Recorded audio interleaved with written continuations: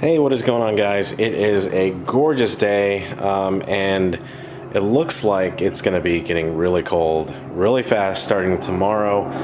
So I wanted to get a quick mod in to the Ranger. I guess you can call it a mod. I removed something. I don't know if you can tell, but I removed the front air dam, and I'm going to show you guys what it looked like from the front before with this photo to the upper right-hand corner.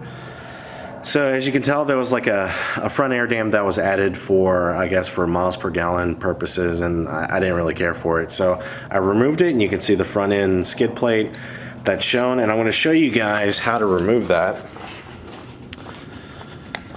If you look here, there are 10 millimeter screws along that lower rear bumper that you need to remove, and all along that front skid plate, which is right here.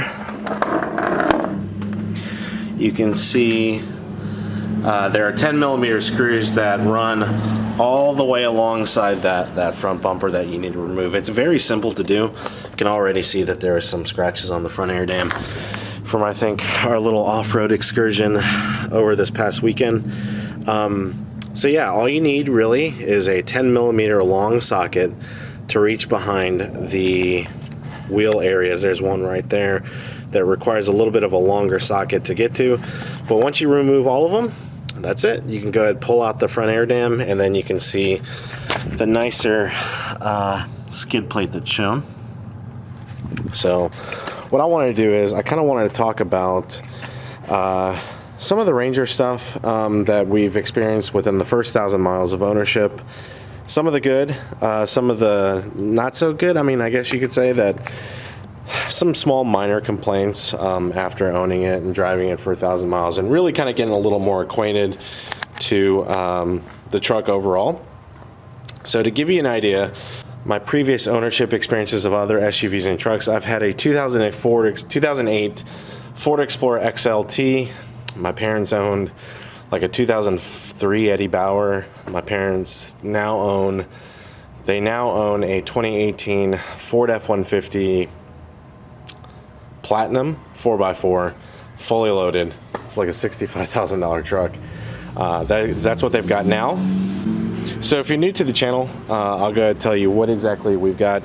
We've got a 2019 XLT with the sport package, the black appearance package. Well, I guess it's magnetic. And then we've got the upgraded 17-inch alloy wheels with the Bridgestone Dueler AT tires. And now if we move to the inside, we've done a few things on the inside. We have got the WeatherTechs, which look really nice compared to the stock ones. And then moving on to the back, we have got the continuation of the WeatherTechs that kind of move all alongside the rear channel back here. Oh, and also the rear Rhino lining on the bed. And then of course we added the Diode Dynamics lights back there. So I guess we can go ahead and start with the pros and the cons of, I guess, the ownership experience so far with this truck. So let me grab a seat real quick. So continuing with the pros, definitely the looks department I'm a huge fan of. You know, I think the design of the 2019 Ranger, I would say, isn't as modern as like newer trucks. Like the ZR2 Colorado looks very nice as well. The Tacoma definitely looks nice as well too. But I would say the Ranger has its own look, and I think the look of the new Ranger, at least in the US market, very much resembles what's been out there already in the market around the world as far as the Ranger market goes. They've done some slight updates, and I think it's a fantastic looking truck, and I think it's a truck that's going to look good for years to come, especially with more modifications. You can definitely get the look you're wanting to achieve with the 2019 Ranger. With that being said, I think in the future we're wanting to do, obviously we have a 2.5-inch lift kit or leveling kit for the front that we're wanting installed. That's going to kind of help the appearance a little bit more, kind of level off the truck to bring it up, the front end up a little bit. And then eventually we're going to look at a nice wheel and tire package, and then we're going to move on to more functional things like the lighting systems, and then just overall enjoying the truck for what it has in it already. We're also possibly looking into the tuning. So that brings me to the next thing, is the 10R80 that is in the Ford Ranger currently. Now we're both, Julie and I are Mustang fans, and we've been around the 6R80 market for a while, and the 10R80 market. We both have stick shift Mustangs, but we've seen a lot of people, as far as the 10R80s in drag racing, the development of how the 10R80 has been really kind of grasped the market a little bit, and what other people have been doing with their Mustangs, and the power levels that they've been putting down with the 10R80s. I have no doubts that as the power level that's in the 2.3 liter Ranger is going to be easily maintainable through the factory 10R80 for a long time. I don't think there's going to be any type of issues that spring up for the durability of the 10R80. I think it's going to be a fantastic transmission for years to come with this truck. So as far as the Ecoboost motor, I think it has plenty of torque down low with the turbo. It's really responsive when you want it to.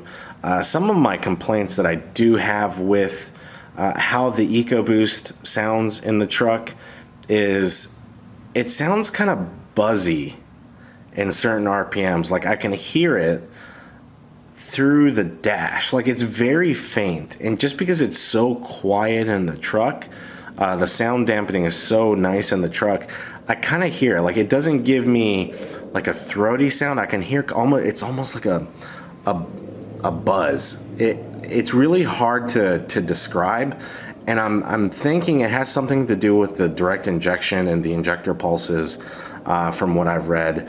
It's not super appealing to me, and I think you can probably get that fixed a little more with like just more induction noise, changing out the intakes and stuff like that.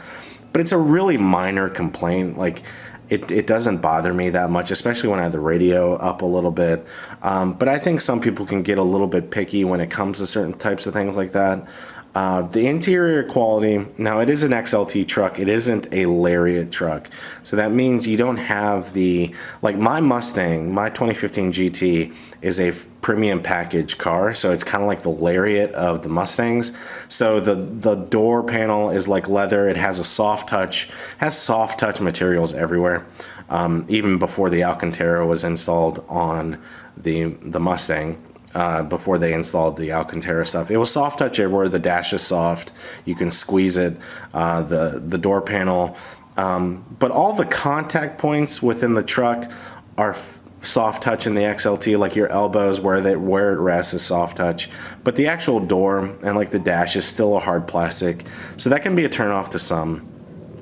Now the Sync 3 works fairly well inside the truck. I don't have any complaints about that. Just minor sync, not really any crazy issues. Sometimes the volume adjustability seems to want to turn down the wrong thing and not the actual audio volume. I encountered that last night. But outside of that, it's been just your regular sync type audio system. It's been working well. The sound quality with the XLT, the speakers inside, they're average. We did test drive a Lariat that was outfitted with the Bang & Olufsen sound system, and that sounded pretty good, but definitely the bass like speakers aren't fantastic. But then again, you're really not buying a truck like this of this caliber for the audio system. That's all stuff that can be handled in aftermarket. Now one thing is, now if we look over here, you can tell we don't have any step rails or rock sliders. That's definitely something that we're going to be looking at doing with the truck, is adding those rock sliders or step rails, especially with the 2.5-inch leveling kit. It's going to bring the front end up, and it's just going to make it a little bit harder to get into, especially for our dogs and our kid. So